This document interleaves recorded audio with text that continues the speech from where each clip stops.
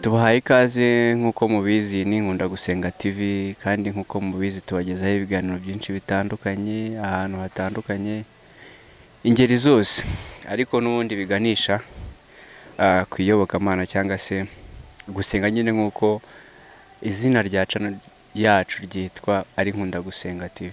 Yangira ngo kuri kamera murahabona abantu badasanzwe n'ubwa mbere bageze kuri kamera za Nkunda Gusenga TV, ngira ngo twatangira tubaha ikaze batwibwira muri make.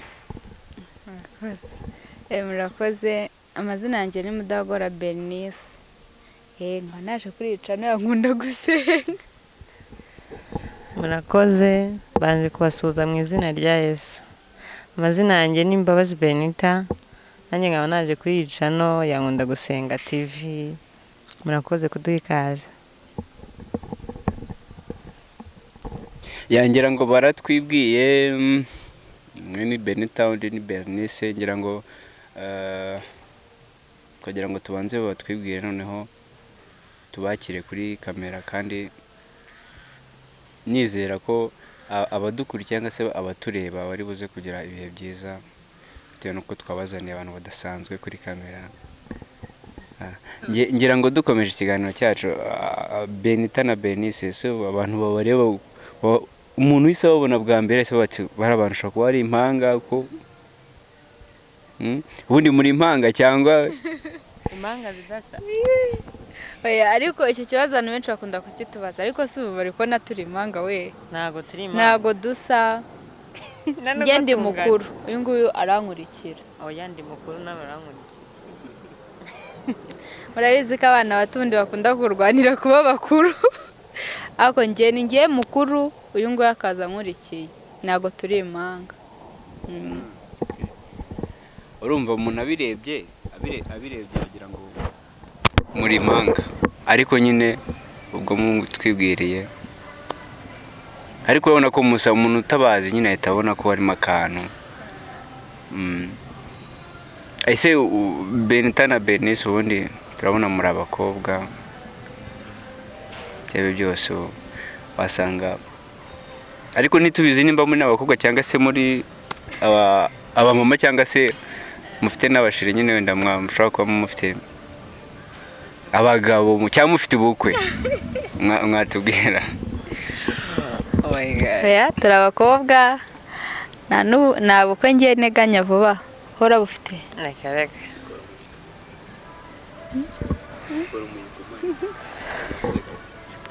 Okay. Ntago turi ababyeyi cyangwa turi abamama. Turacyari abakobwa, turacyari iwacu. Turacyari ku isoko. Turacyari ku isoko. Ya urumvika ko muracyari ku isoko. Kugira ngo abantu badukurikiye cyangwa se basanzwe badukurikira umunsi ku munsi, haramutse harimo abasore bafite gahunda kabisa y'abantu. Murumva ko ibintu hano Benita na Bernice baracyari inkumi kandi murabibona ko ari beza. Ufite yerekwa rwose agira Aritambutse. Ubundi dore Ariko berekuyu. Wowe se ko kiba mukuru babanze bamwe abanza agenda ntago yagenda mbere y'umuntu. Oya, ariko man nge ibintu byose nshyiramo kwizera. Igihe cyawe cyageze Imana yabiteganyije wagenda. None ntabwo nagusiga mu rugo. Happy. Sawa, okay. Komeza wihangane, nge ni nka 2040 wenda. Nta kibazo. 2041 nanjye nzagenda. Yesu. Ese umuntu babonye bwa mbere akabona abakobwa bakurikirana uko mwabitubwiye beza nkamwe, ese ubundi muri bantu ki umuntu babonye bwa mbere akagira amatsiko kubamenya, navuga ngo byihariye cyangwa se binyuze muri kwa kugira iyerekwa nyina bati wow umuntu namubonaga gutya, mbona ari mwiza, mbona ateye gutya, bigaragara kuri physically, none numvishe nyine mu magambo wari we numva ndamukunze cyane. Ese birashoboka? So umuntu wari busanzwe nyine mu buzima busanzwe turi abana b'abakobwa bakunda gusenga, bakunda abantu, bakunda kuganira cyane urubyiruko n'abantu bakuru. Uyu we ari by'umwihariko. Ariko nyine nkunda kuganira cyane ngewe. Uyu nguyu akunda kwisanga ahantu henshi cyane. Uyu Eh, nyine turi abantu basanzwe. Nyine abantu bumvaga hari ukuntu batubona nuko tumeze rwose. oya abantu basanzwe nanjye ndasanzwe n'undi arasanzwe ariko nyine hari Nyine dukunda guca bugufi cyane ku muntu uwo ari we wese. Yego. ngira ngo hari akantu wacishije muravuga ngo mukunda gusenga ngira ngo nimba ntibeshye neza niko mwatubwiye. Ese ubundi nkamwe nk'urubyiruko niki kibafashisha kugira ngo mubashe kuba mwafata umwanya wo gusenga, cyangwa se mubona kuba mu buzima bwo kuba mwasenga Imana muri urubyiruko muri iyi minsi ko bitoroshye ari igihe byiza birimo? Ese umuntu w'urubyiruko uri hanze aha utajya ibintu byo gusenga atazi ibyo ari byo avuga ati njyewe tipfa kuba ndya nkaryama ibindi ntobimbaze, uwo muntu uri hanze, umuntu uri aho waba dukurikiye, nihe inama mwamugira cyangwa se mubifata gute muri rusange? Njyewe uburyo mbifata mu buryo bwo gusenga, ubundi bajya bavuga ngo iyo ufite Imana ibintu byose birashoboka. Uzarebe umuntu wese yageze mu kibazo cyangwa agahura, cyangwa dufata urugero niyo usitaye, kenshi na kenshi tukavuga ngo Mana we cyangwa Yesu. Nyine ubundi iyo wizera Imana ibintu byose ukora ukunda gusenga, hari aho bikuvana hari n'aho bikugeza. Ubwo rero ubundi ibintu byose umuntu akoze yakagize Imana nyambere. Njye mu buzima busanzwe nyine nkunda gusenga kuko gusenga hari byinshi bimfasha, hari n'aho bimvana hari n'aho bingeza kubera gusenga. Yego. murakoze. Nanjye nyine gusenga ukuntu mbibona, gusenga ni byiza cyane kandi ku rubyiruko ni byiza, hari byinshi bidufasha.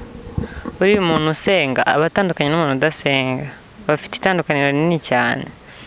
Icya mbere, umuntu usenga agira amahoro, nkareba n'ibibazo dufite muri iyi minsi, ariko iyo usenga uba ufite icyizere uvuga ati ejo hazaza ndi kumwe n'Imana. Ubundi ibintu byawe byose iyo bibanjemo Imana birashoboka, sibyo? Kandi bafite no kwizera cyane. Rero gusenga ni byiza cyane, n'umuntu udasenga ntabwo ati jya usenga, kuko gusenga bifasha umuntu ikintu kinini cyane. Ariko nkanjye hari igihe wenda mba mfite ikibazo ariko nakibuka ko mfite Imana, nkumva umutima wanjye mfite amahoro, nkumva mfite amahoro pe, nkaho nta n'ikibazo mfite. Rero gusenga bidufasha byinshi, abantu bajye basenga. Imana tuyigire iya mbere mu bintu byose dukora. Ikibazo cyose waba ufite cyose, situasiyo yose waba urimo, ujye ubanza Imana imbere. Nicyo nabwira abantu. ngira ngo dukomeje ikiganiro cyacu nk'uko abadukurikiye cyangwa se abasanzwe badukurikira, izina rya channel yacu cyangwa se kugira ngo tujye kwita Nkunda Gusenga TV nuko buriya hari aho biba byaraturutse.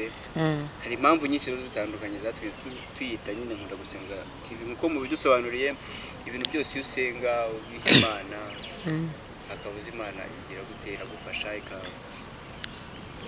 ikagukorera ibitangaza rimwe na rimwe abantu batari bazi ko binashoboka ariko bikarangira finally bibaye. Ni muri urwo rwego nyine twashyizeho izina nk'iryo. Abantu benshi bakunda kutubaza ngo ese kubera iki mwahise Nkunda Gusenga, kuki mutashatse irindi zina? Ati twarebye ko ibyo ngibyo ari byo bihwanye nyine, nuko tubizi neza ko mu buzima busanzwe iyo udasenga nta kintu na kimwe rwose wageraho, biba bigoye. Yagira ngo dukomeje ikiganiro cyacu byabona ubwa mbere tubakiriye kuri kamera za Nkunda Gusenga TV, babonye ari ubwa mbere, mwizere ko muzajya mubabona buri gihe baza batuganiriza nk'ibisanzwe. Ese dukomeje ikiganiro cyacu ntagiye kwijimba mu magambo menshi, ese mu musengera muri itorero cyangwa se idini? Sengera muri Anglikani. Na mugenzi wawe? Dusengera muri Anglikani. Byari byose imyemerere abari ngo buriya dusengera mu madini atandukanye, ariko finally birangira n'undi dusenga Imana. Dusenga Imana. Usanga hari imyemerere y'Abangilikani, Abadeperi, Abakatolike, ariko finally tugurisha ku Mana imwe. Usanga nyine ibintu byinshi tugira gukorana dusa nkaho tubihuza ariko bimwe na bimwe, ariko n'undi birangira ubundi bavuga ko ubundi idini ari nka aderese y'umuntu, bavuga ko ari nka aderese y'umuntu. Muri Anglikane ndakeka muri Anglikane utuntu na tumwe natwo tubamo nyine dusa nk'uko mu yandi madini atandukanye, nk'uko nyine hari ibintu byinshi nyine biba birimo bitandukanye n'ahandi. Wenda nk'urugero se muri Anglikane, wenda simbizi niba muri Anglikane mwemerewe kunywa inzoga cyangwa ntabwo banywa inzoga. ntabwo tubyemerewe. wasanga ari n'abazinywa. ahubwo njyewe ntekereza yuko kunywa inzoga atari icyaha, bitewe n'uko buri muntu wese yizeye. Hari ukuntu umuntu asenga mu buryo bwe bitewe n'uburyo abanye n'Imana, ugasanga aranywa inzoga nta n'ikibazo, nta n'icyo bitwaye no kunywa inzoga, nta kintu abangamiye muri sosiyete, ahubwo ikibi ni ukuzinywa nyine ugakomeza ukaba mubi.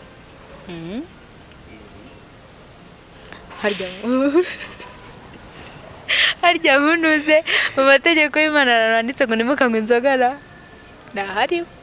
muya harahari ntabibamo apfa. ntabibamo, ariko muri Bible se byabura. Ako buriya n'ubundi kunywa inzoga ntabwo ari icyaha, ahubwo icyaha ni ukunywa inzoga ugakora ibitemewe, ugakora nyine ibyanywa n'amaso y'abantu, ugasinda, ukarwana, nyine ibyo ngibyo nibyo bituma bavuga ko kunywa inzoga ari icyaha. nibyo bituma nyine bahita batubwira ko kunywa inzoga atari amadini byiza. atandukanye avuga ati kunywa inzoga ni icyaha, waba wanyweye gakeya, wanyweye kenshi, byose ni kimwe. kunywa gake na kenshi bitandukaniye. Urumva gakeya ni ukudasinda. ni ukudasinda. kenshi nyine ni ubwo nyine kenshi ni ukunywa icupa ryuzuye, noneho gake ni ukunywa gutya nase si byo. tugarutse mu kiganiro cyacu, ese nkamwe bakobwa bazi ko muri iki gihe urubyiruko n'ibintu muri kote zose usanga urubyiruko nyine mu bintu bwo kutegera Imana nyine bari kure yayo, ugasanga bari mu bindi bintu bitandukanye bidahesheje Imana agaciro. Ese mwebwe kuba mugeze ahangaha, ndakeka si muri bakuru, wenda imyaka ntimwayivuga ko biragaragara ko mutari bakuru cyane muri range ya indi hagati gutyo nyine. twayivuga imyaka ntacyo bitwaye. Imyaka mwanayivuga, urumva wa muntu nyine ushaka gutambutsa yerekwa yaba afite amakuru menshi ashoboka ku buryo yaba asigaje make kuri mwe kugira ngo babe yaritambutse. Ese mubona n'iki kibafashisha, ikibazo n'iki kibafashisha kuba mubaho mukaba mu ubwo buzima? Ese nta nshuti mugira mudahuje imyemerere cyangwa se ngo zo ziba zidasenga? Ese niba muzifite mubana nazo gute mu buzima busanzwe? Ese ni gute mubana nazo? Ese imbuto muzerera mu buzima busanzwe ni izihe? ngira ngo nawe wenda mwasa nabo. inshuti zo zose mubana ntago ari uko ziba nyine muba muhuje imyemerere. hari abo mudahuje imyemerere. ubwo nimba wenda mfite inshuti zisengera nko mu bakatolike cyangwa mu yandi mashasha agiye atandukanye, ntago nyine wabagiraho cyane, ahubwo wowe icyo ukora ni ukubabaza ati ese bimeze bite, nyine kugira mugendane ku byo wowe ushaka. ariko ikintu waruvuze kijyanye n'urubyiruko, ubundi urubyiruko akenshi dukunda kwisanga tuvuga ngo nimba ngize ibibazo cyangwa n'ibibazo ngomba gukora ikintu. nimba bambwira ati genda unywa inzoga zingana gutya, nyine unywa ibiyobyabwenge byinshi, birakwibagiza ibibazo. nyine ugasanga niko kenshi urubyiruko, nicyo kintu urubyiruko twisangamo. noneho ugasanga nyine byangirije urubyiruko. ariko kenshi ngereka mvuga ku nshuti zanjye, inshuti zanjye, iyo inshuti yanjye imbwiye ikibazo, nyine ngerageza buryo kindi bukansoringa ikibazo afite, byaba kumuganiriza. ubundi umuntu kenshi akunda ko aganirizwa kurusha uko wamuha n'ibintu byose ufite. burya umuntu iyo wamuteze amatwi ukumva ikintu ashaka kukubwira, ukamenya ikibazo afite, ushobora no kumubuza ibyo bintu bibakoresha byose, ukanamuganisha mu gusenga, ugasanga birakunze. ubundi ikintu cya mbere ni ugutega amatwi umuntu,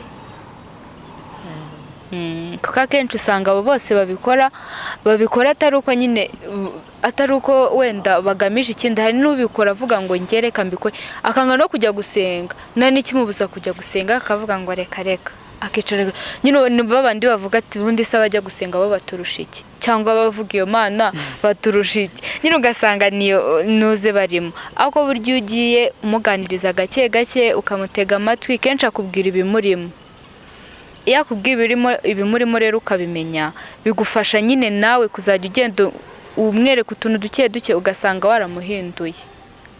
Ubundi ikintu cya mbere mba numva twakagombye gutega amatwi inshuti zacu cyane n'abantu bose nyine tubona hanze bakora ibintu bidakwiriye. Njye niko mbyumva.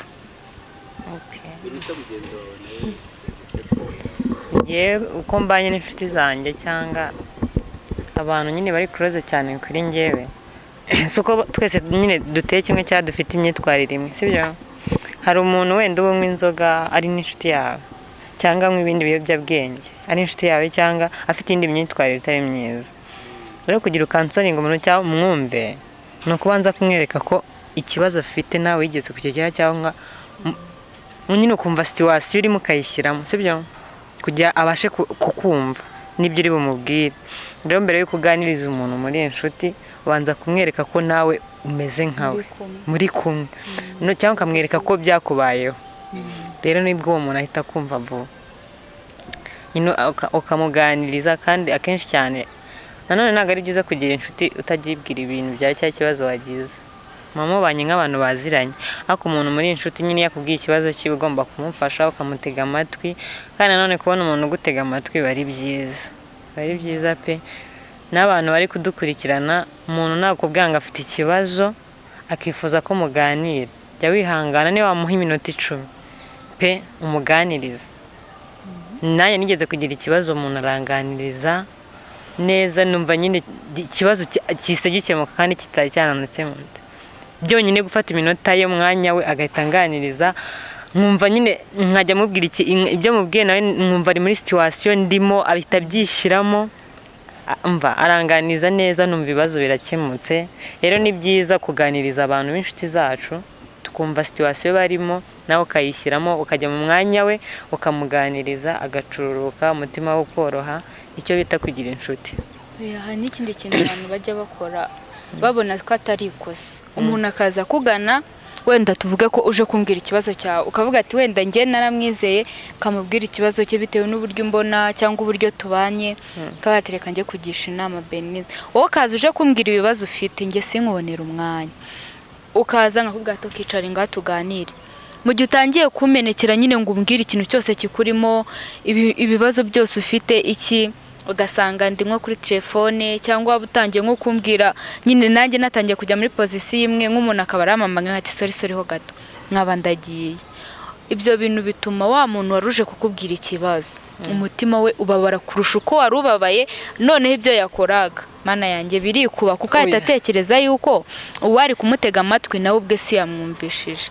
Rero umuntu naza kugana nyine akubwira ikibazo afite ujye wicara umwumve. Oya muri ako kanya ahita none atangiye kugutekerezaho. Iyi nawe nyine atatangira gutekereza kuri akavuga se ubundi uyu muntu nje kubwira nyine ugasanga ubwo ikintu nabwira abantu nukagire inshuti none inshuti yagiye yicara yumve ko nta n'umuntu bari kumwe sibyo. Hari igihe ugira inshuti sometimes ugatekereza ukumva nta nshuti ugira ukumva umeze nk'umuntu uri wenyine ukagira ibibazo ukabyimenyera kandi ku ruhande mwajya muri society ukavuga ngo ni inshuti yanjye. Rero ibyo ntabwo ari byiza ntabwo ari byiza ugasanga inshuti yawe ihorana irungu cyangwa ihora yigunze kandi uhari ntabwo ari byiza. Ukabona ufite inshuti urabizi ko ifite ibibazo ubyumva hirya no hino ariko niwagenda ngo umwicaze umubwire ati ufite ikihe kibazo basi akumenekera kubwire. Kandi nta nubwo ari byiza kuba umuntu afite ibibazo ubizi ko abifite ngo nurangiza umuhatire nyine kuba yabikubwira ngo uze umukiro by force mbwira ufite ikihe kibazo ntabwo ari byiza. Oya nanone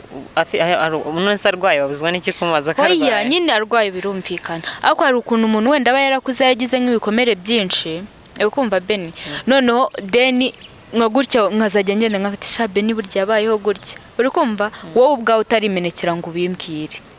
Ntabwo ari byiza kuba nazanga nyine nkakubwira ngo oya ugomba umbwire cyangwa ukambwira ngo nzakubwira sha ibintu byambayeho ngo nyine nanjye mpite mbigira by force uzambwira ryari.